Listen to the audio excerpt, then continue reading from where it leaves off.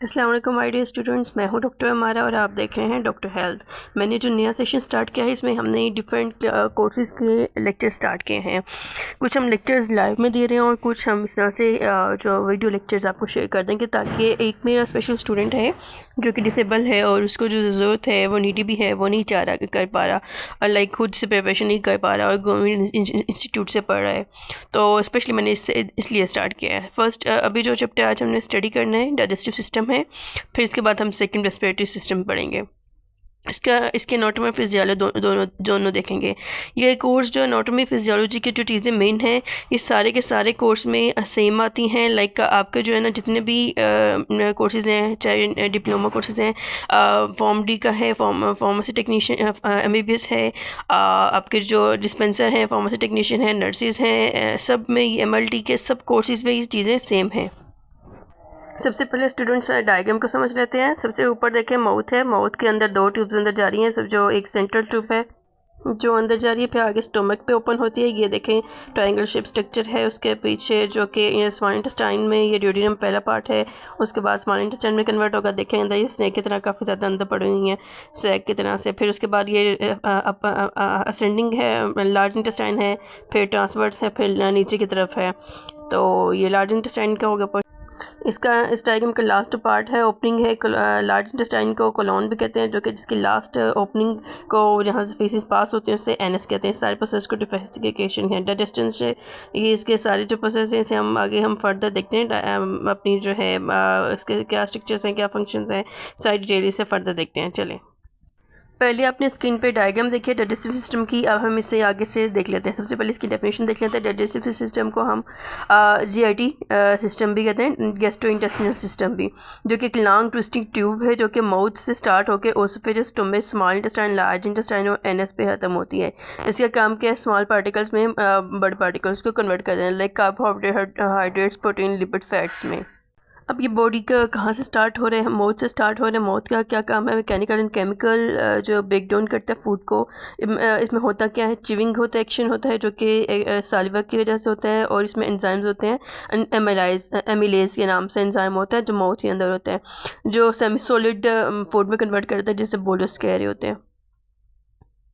फिर नेक्स्ट जो है ओसोफेगस आ जाता है। फर्स्ट जो ट्यूब है जिसमें इंटेस्टाइन का, स्टमक का फर्स्ट पार्ट है, इसे ओसोफेगस कहते हैं। और इधर से फ्लूइड जो है कोऑर्डिनेटेड एक बहुत स्पेसिफिक मूवमेंट होती है जिसके थ्रू आगे मूव करती है, इंटेस्टाइन में जाती है। कोऑर्डिनेशन मसल कंट्रैक्शन होते हैं जिसे पेरिस्टालसिस कहते हैं। फिर उसके बाद स्टमक आ जाता है जिसमें हम गैस्ट्रिक जूस होता है, इसका प्रॉपर डाइजेशन होती है, मिक्सिंग करता है फूड की।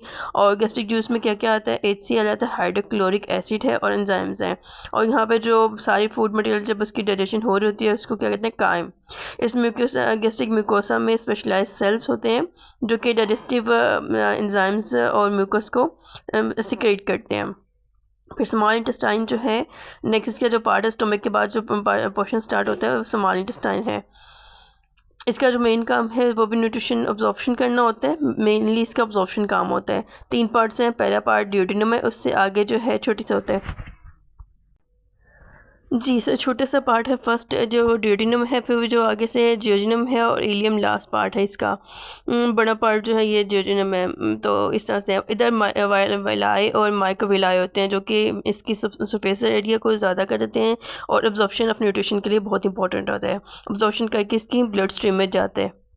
अब देखें यहाँ पे जो हमने बात की थी लिपिड, कार्बोहाइड्रेट्स और प्रोटीन, फैट्स बनता है। यहाँ पे सारी सब चीज़ों के एब्जॉर्प्शन होके वो सारी न्यूट्रिशंस वो ब्लड स्ट्रीम में मिल जाती हैं, वहाँ पे जाके ऐड हो जाती हैं। फिर उसके बाद नेक्स्ट पार्ट है, इसके सेपरेट भी आप इसके फंक्शंस पढ़ेंगे। लीवर का जो बहुत ज़्यादा डाइजेस्टिव सिस्टम में इंपॉर्टेंट रोल है, क्योंकि ये बाइल प्रोड्यूस करता है जो कि फैट्स को इमल्सिफाई कर होता है। डाइजेस्टिव सिस्टम डाइजेशन को फैट्स की आसान करता है।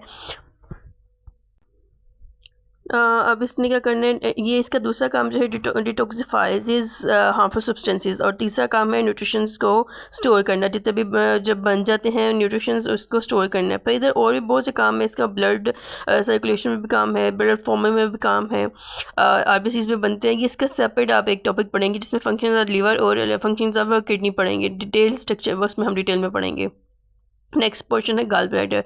इसका काम है स्टोर करना और रिलीज़ करना बाइल को, जो कि फिर इंटेस्टाइन में आगे चला जाता है। उसके बाद नेक्स्ट पेनक्रियाज आ जाता है। ये डाइजेस्टिव सिस्टम के इसमें एंजाइम्स आ जाते हैं बहुत से पेनक्रियाज में, और ये एंजाइम्स जो लाइपेज है, 3 एंजाइम्स हैं यहाँ पे, लाइपेज, एमिलेज और प्रोटेज, 3 एंजाइम्स यहाँ पे प्रोड्यूस कर रहे हैं पेनक्रियाज, और जो कि स्मॉल इंटेस्टाइन में रिलीज होंगे बाद में। डाइजेशन में हेल्प करेगा और स्मॉल इंटेस्टाइन में चले जाएगा सारा मटेरियल। फिर लार्ज इंटेस्टाइन आ जाता है जो कि कॉलोन का जाता है, जिसे लार्ज इंटेस्टाइन के जो 3 पार्ट्स हैं, असेंडिंग कॉलोन, ट्रांसवर्स कॉलोन और डिसेंडिंग। इसके आपने देखा होगा एक स्क्वायर से बन रहा होता है जो लार्ज इंटेस्टाइन है, तो जो ऊपर जा रहा है उसे असेंडिंग कहते हैं, जो सीधी लाइन में इंटेस्टाइन मूव कर रही है उसे ट्रांसवर्स कहते हैं, जो नीचे आ रही है उसे डिसेंडिंग कहते हैं। इसके अलावा लास्ट जो पार्ट है इसे सिमोइड कोलोन कहते हैं, जिसमें जो फीसिस स्टोर होते हैं। फिर अब इसका काम क्या है, लार्ज इंटेस्टाइन का ओवरऑल अब्जॉर्प्शन करना, क्या वाटर और इलेक्ट्रोलाइट्स की, जो कि फीसिस बनाते हैं, और फिर इसके अलावा इसमें बेनिफिशियल बैक्टीरिया भी होते हैं जो कि फर्मेंटेशन में हेल्प करते हैं, जो इनडाइजेस्टिव फूड जाती है उसे डाइजेस्ट करते हैं वो, ताकि कोई प्रॉब्लम ना क्रिएट हो सके। जो लास्ट पार्ट है इसका लार्ज इंटेस्टाइन का रेक्टम इसे बोलते हैं, और एनएस भी बोलते हैं। एनएस जो ओपनिंग का नाम है, जिसका क्या नाम क्या है, स्टोर, इसका काम क्या होता है, स्टोर करना और एक्सपेल करना फीसिस को। इस प्रोसेस को क्या कहते हैं, डिफिकेशन। क्या प्रोसेस है, डिफिकेशन। इसमें पेरिटोनियम मेम्ब्रेन भी होती है जो कि सारे सिस्टम को कवर कर रही होती है। 2 लाइन थिन मेम्ब्रेन लाइनिंग होती है एब्डोमिनल कैविटी की, जो कि सपोर्ट और प्रोटेक्शन दे रही होती है, ठीक है। तो ये भी बहुत इंपॉर्टेंट है। इसके अलावा इसमें हार्मोन्स भी होते हैं डाइजेस्टिव सिस्टम में, जैसे कि गैस्ट्रिन, इंसुलिन, ग्लूकोजन, ये सारे डाइजेशन में हेल्प कर देते हैं और न्यूट्रिशन के अब्जॉर्प्शन में भी हेल्प करते हैं। इसके अलावा जो सिक्रेटिन, कोलिसिस्टोकाइनिन, CCK भी इसमें एंजाइम्स हैं, हार्मोन्स हैं, जो कि कंट्रोल करता है डाइजेस्टिव जूसेस को। इस तरह से ये सारे जो हार्मोन्स हैं ओवरऑल जो डाइजेशन में, अब्जॉर्प्शन में हेल्प कर रहे होते हैं। आपने सारा पीछे से देखा है कैसे हेल्प कर रहे हैं, क्या किधर किधर क्या एक्टिविटी हो रही है, कहाँ पे प्रोटीन डाइजेशन हो रही है, कहाँ पे फैट्स की हो रहा है, कहाँ पे क्या हो रहा है। फिर जो इसमें नर्वस सिस्टम है उसमें उसको जो इसमें डाइजेस्टिव सिस्टम में आता है उससे इंट्रिंसिक नर्व कह रहे होते हैं, और जो ऑटोनोमिक नर्वस सिस्टम है और मतलब दोनों सिंपैथिक और पैरासिम्पैथेटिक दोनों कंडीशंस का इफेक्ट GIT सिस्टम पे भी काफ़ी होता है। कभी डाइजेशन कम हो जाती है, कभी ज़्यादा हो होती है, तो डिफरेंट इसमें असरात आ रहे होते हैं। इसके अलावा जो डिसऑर्डर्स हैं, डिजीज़ हैं, जो कि डिफरेंट प्रॉब्लम की वजह से क्रिएट हो सकती हैं, जैसे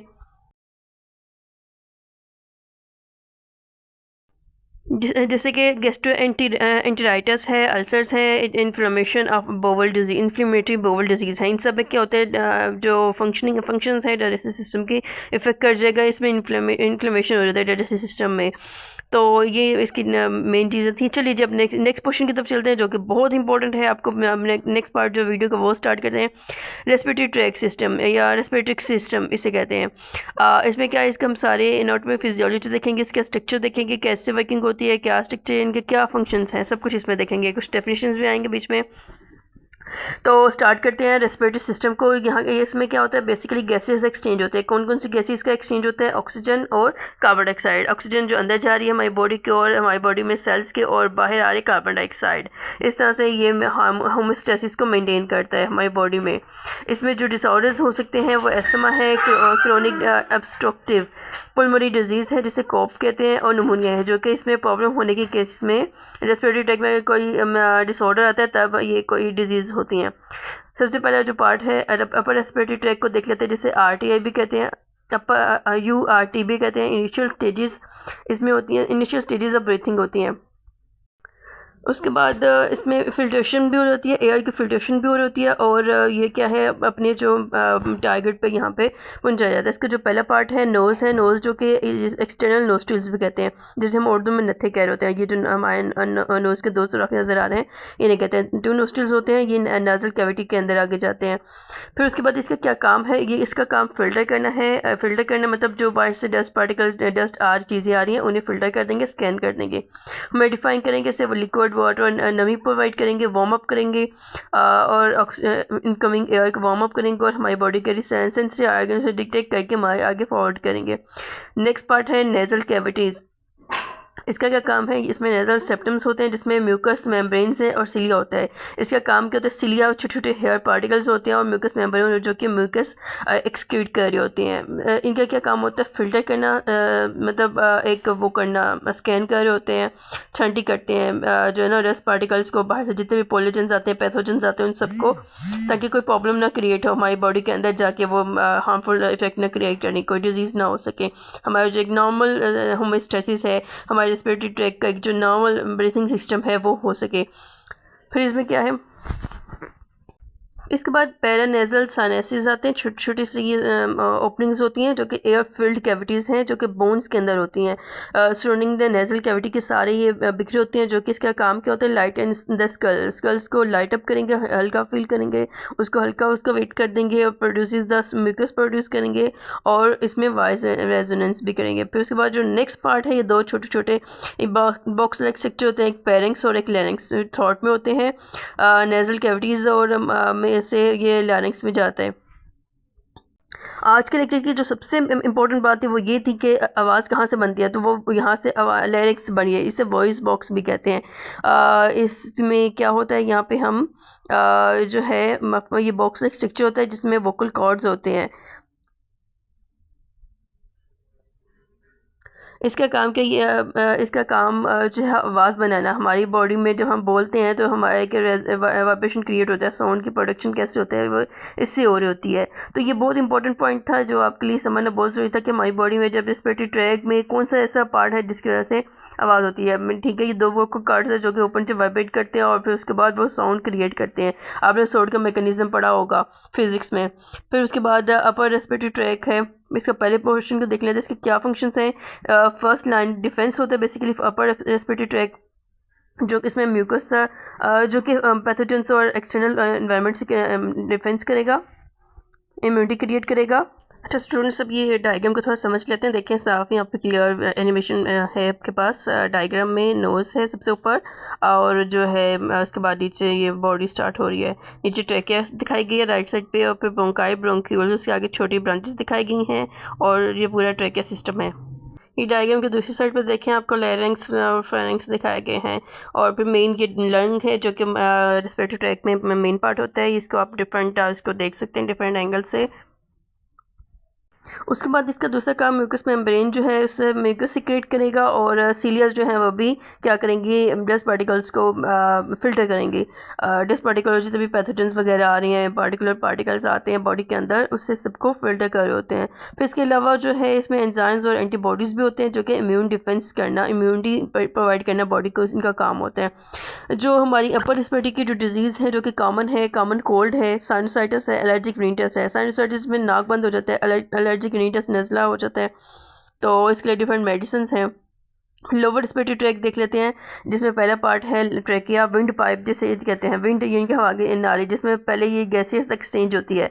ये स्टार्ट लैरिंग्स होते हैं जो कि लैरिंग्स ओपन होता है ब्रोंकाई में, दो ब्रोंक्यूल, जैसे ये फेफड़ों में एंटर होता है ट्रैकिया तो ये दो ब्रोंकाई में डिवाइड हो जाता है और फिर वो जो छोटी छोटी ब्रांचेस में डिवाइड होती हैं फर्दर उन्हें ब्रोंक्यूल्स कहते हैं। ब्रोंक्यूल्स जो है आगे फर्दर छोटे छोटे काफ़ी सारे ग्रेप लाइक स्ट्रक्चर में कन्वर्ट हो जाए जो कि टाइनी एयर सेक्स होता है, छोटे छोटे बलून से स्ट्रक्चर होता है, जैसे ग्रेप्स हैं वैसे स्ट्रक्चर्स होते हैं।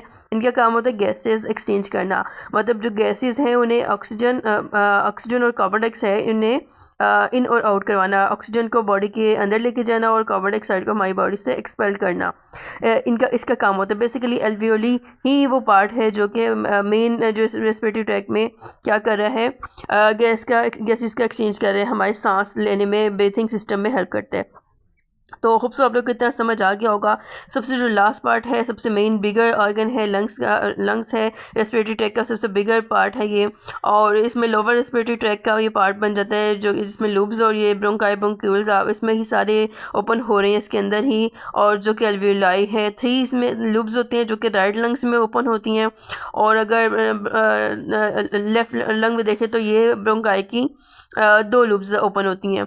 इसी तरह से प्लोरा एक ही मेम्ब्रेन है, डबल लेयर मेम्ब्रेन है जो कि फ्यूजन फ्लड इसमें अंदर होता है, छोटा सा फ्लड फिल्ड मेम्ब्रेन होती है, डबल लेयर होती है। और इसके अंदर क्या होता है, इसका क्या काम होता है, फ्रिक्शन में एक में आपको जो है ना मतलब एक क्वेश्चन का काम कर होते हैं, फ्रिक्शन को उससे फेस करें। जब आप सांस लेते हैं तो जो आपकी बॉडी की वो जो अंदर से बॉडी जितने भी ऑर्गन्स है वो उनका जो वर्किंग हो रही होती है, तो फिर उससे कोई बाहर से प्रॉब्लम ना क्रिएट हो, तो उसको क्या करते हैं, ये एक फ्रिक्शन देते हैं। जिस तरह से आपने किसी चीज़ को एक चीज़ से दूसरी सेफ्टी देने के लिए आपने कोई क्वेश्चन रखा हो और उससे वो इस तरह से सेफ्टी देता है। इसी तरह से ये आउटर लेयर मेम्ब्रेन है, डबल लेयर मेम्ब्रेन, जिसे प्लोरा कहते हैं। इसके साथ ही जो लोअर रेस्पिरेटरी ट्रैक खत्म हो गया है, इसमें सेलुलर मेन इसका क्या काम था, इसमें सेलुलर रेस्पिरेशन करना और मेन प्रॉपर जो oxygen level proper oxygen level जो है बॉडी में मेंटेन करना, ये इसका मेन काम है। होप्स आपको मेरा ये लेक्चर समझ आया होगा। रेस्पिरेटरी ट्रैक जो मैंने आपको समझाया है अच्छे से समझ आ गया होगा।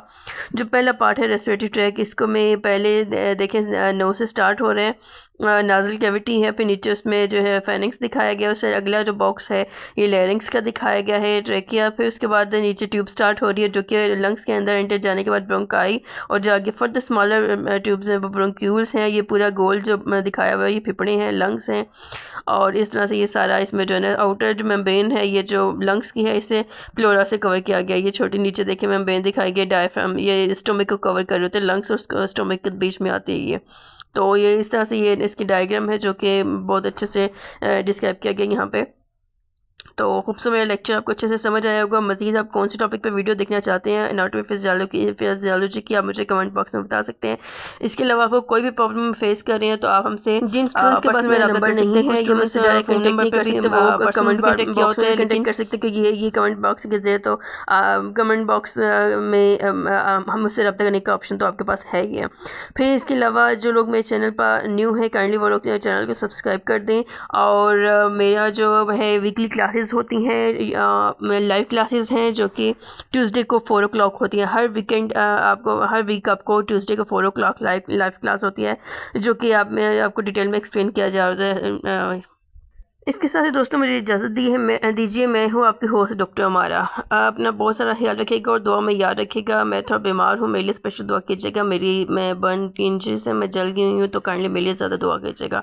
आप लोगों की दुआओं का और कमेंट्स का बहुत शुक्रिया। अल्लाह हाफिज़।